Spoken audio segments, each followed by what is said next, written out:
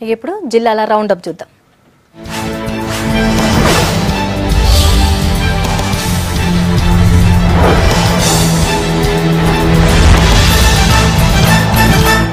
Police వ్యవస్థలో కానిస్టేబుళ్ల పాత్ర కీలకమన్నారు ఆదిలాబాద్ జిల్లా ఎస్పీ శ్రీనివాస్. నేరాల్ని అదుపు చేయడంతో పాటు జనాల్లో పోలీసుల మీద నమ్మకాన్ని పెంచేదే కానిస్టేబుల్ అన్నారు. కొత్తగా ఎంపికైన ట్రైనీ కానిస్టేబుళ్ల ట్రైనింగ్ కు ఎస్పీ ముఖ్య అతిథిగా హాజరై పలు సూచనలిచ్చిండు.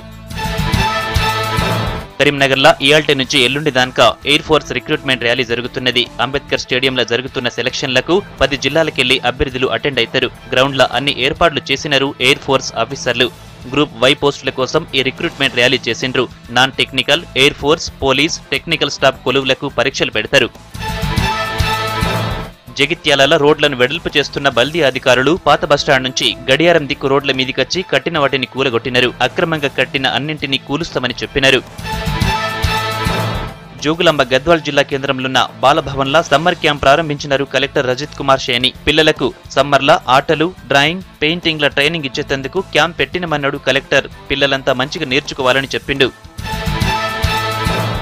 హైదరాబాద్ రామంతపూర్లో వీరశైవ లింగాయత్ సమాజం ఆధ్వర్యంలో మహాత్మా బసవేశ్వర 884వ జయంతి వేడుకలు జరిగినాయి.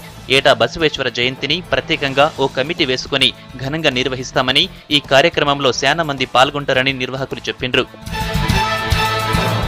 యాదాద్రి భువనగిరి జిల్లా ఆత్మకూరు మండలంలోన్న పోసనికుంట ఊళ్లే రోటరీ క్లబ్ వాళ్లు పెట్టిన వాటర్ ప్లాంట్ ను ప్రారంభించింది విప్ గొంగిడి సునీత. 15 ఏళ్లుగా రోటరీ క్లబ్ వాళ్లు రకరకాల సేవలు చేస్తున్నారని చెప్పినారు. ప్రజలకు అక్కడికొచ్చి పనులు చేస్తున్న రోటరీ క్లబ్ మెంబర్లను మెచ్చుకున్నారు.